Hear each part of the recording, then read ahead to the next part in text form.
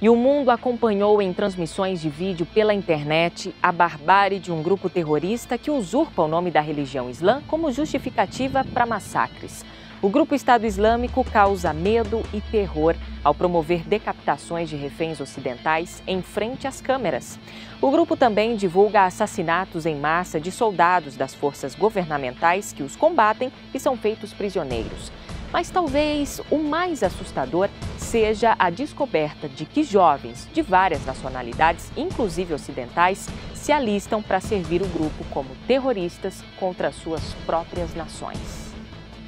No dia 29 de junho de 2014, o grupo Estado Islâmico do Iraque e Síria anunciou a criação de um califado, ou seja, uma forma de governo nas terras dominadas por ele no Iraque e Síria. Com isso, o líder do grupo se autodeclarou como autoridade para os cerca de 1,5 bilhão de muçulmanos existentes no planeta.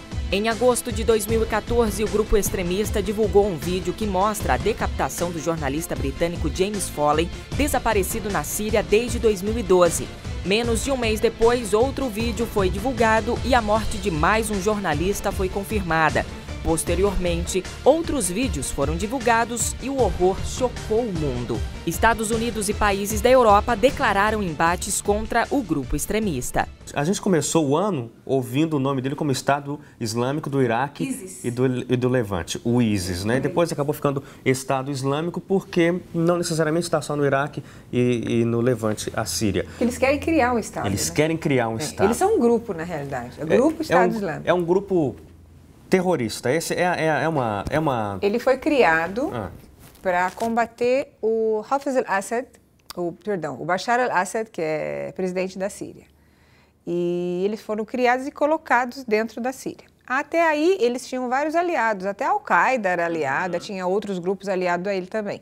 A Al-Qaeda queria derrubar o Bashar al-Assad. O grupo islâmico, o Estado Islâmico, que na época se chamava ISIS, não. Eles queriam instalar um Estado Islâmico na Síria e dividi-la de outra maneira, assim como o Iraque também. E aí a Al-Qaeda se afastou deles. E aí a Arábia Saudita parou de dar dinheiro para eles, o Catar também, porque viu que não adiantava nada e eles estavam se voltando para um outro objetivo que não aquele que eles estavam sendo pagos para fazer, que era derrubar o presidente da Síria. E aí eles se tornaram um monstro que ninguém imaginava que ia se tornar. Com eles uma fundamentação religiosa. Estritamente totalmente religiosa. Eles não têm... não querem saber de economia, não é o foco deles, não é derrubar governo, é só instalar um Estado religioso islâmico. Exatamente.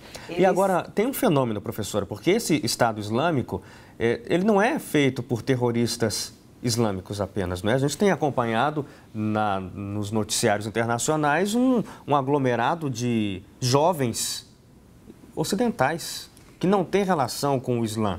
Não, e o pior de tudo é que funciona mais ou menos assim. Quando você cria um grupo para combater um governo, você traz terroristas para poder combater, porque são guerrilheiros, né? E você cria esse grupo começa a combater. Na Europa, meninos, jovens que estão vendo isso, estão indo para lá, ouvindo pelos seus governos, tanto França, Bélgica como Suécia, que o Bashar al-Assad é um ditador, o presidente da Síria. Eles veem isso e resolvem ir para lá para combater o ditador, com toda a inocência do mundo. E o grupo Estado Islâmico coloca esses coitados como homens-bomba.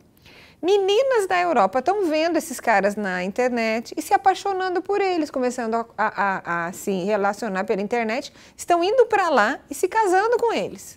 Em meados de novembro, a mãe dessa menina foi resgatá-la das fronteiras da Síria. Trouxe, ela está hoje em cárcere e o governo está fazendo 1001 perguntas e 1001 exigências para que essa menina fique isolada, porque parece que ela sabe mais do que ela realmente conta. O Estado Islâmico é um grupo militante muçulmano sunita que segue a ideologia da rede terrorista Al-Qaeda. Em junho deste ano, a organização declarou o Califado Islâmico no Oriente Médio, que nada mais é do que um modelo político que segue os ensinos de Maomé, o profeta do islamismo. O misterioso líder dos jihadistas é o califa Abu Bakr al-Baghdadi. Ele se considera soberano sobre todos os muçulmanos e sucessor de Maomé. Califado, em árabe, significa literalmente sucessão. O problema é que o grupo interpreta de forma radical a religião.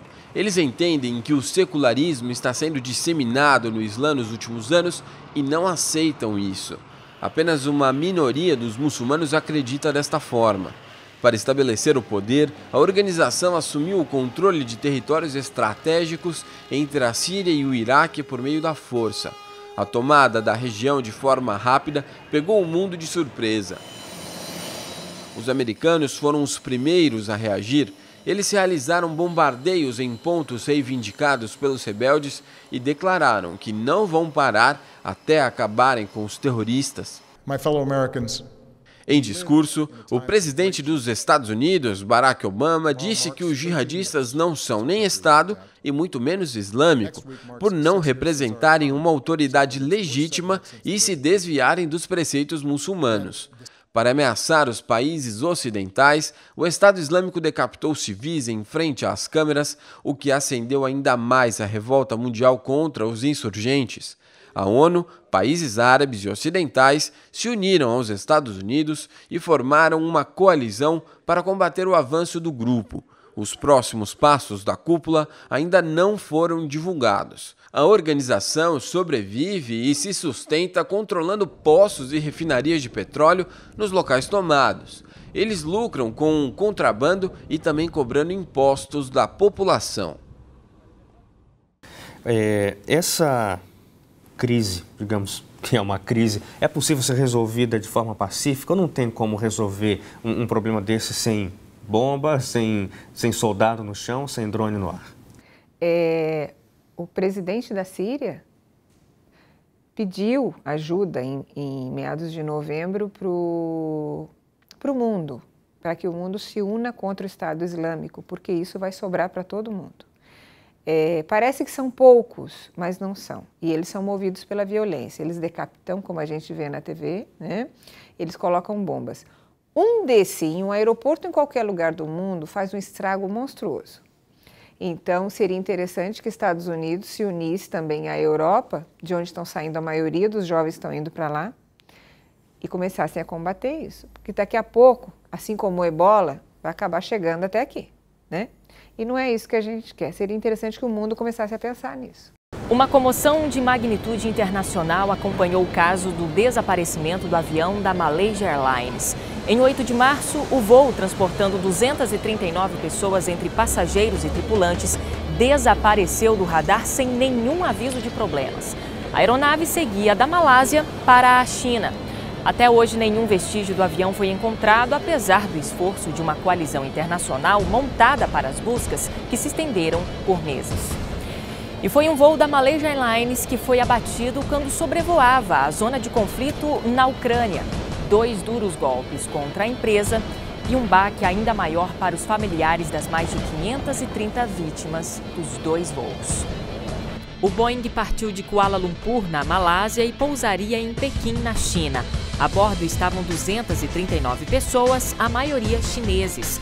O rastreamento submarino da aeronave foi retomado no mês de agosto e deve durar 1 ano. Nenhum vestígio do avião foi encontrado até o momento. A principal teoria para a queda da aeronave é uma missão suicida do próprio piloto.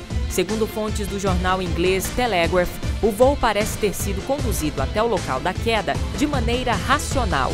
Porém, um relatório das autoridades não exclui a probabilidade de falha mecânica da aeronave ou terrorismo.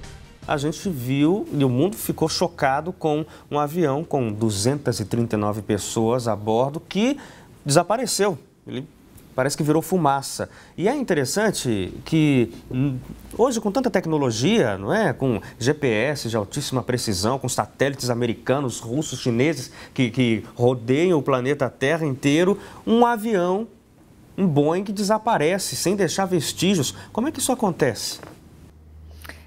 Existem algumas, digamos assim, mentes mais surrealistas, né? Que dizem que houve um problema bem sério aí entre países, entre grandes potências, e que tinha alguém ou alguém dentro desse avião que deveriam ser mortos.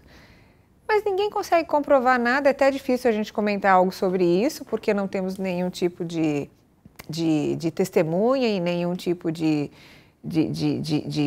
de viabilidade para poder mensurar isso e nem encontrar esse avião, mas fica muito estranho. Como é que um avião some desse jeito, né? Abduzido ele não foi.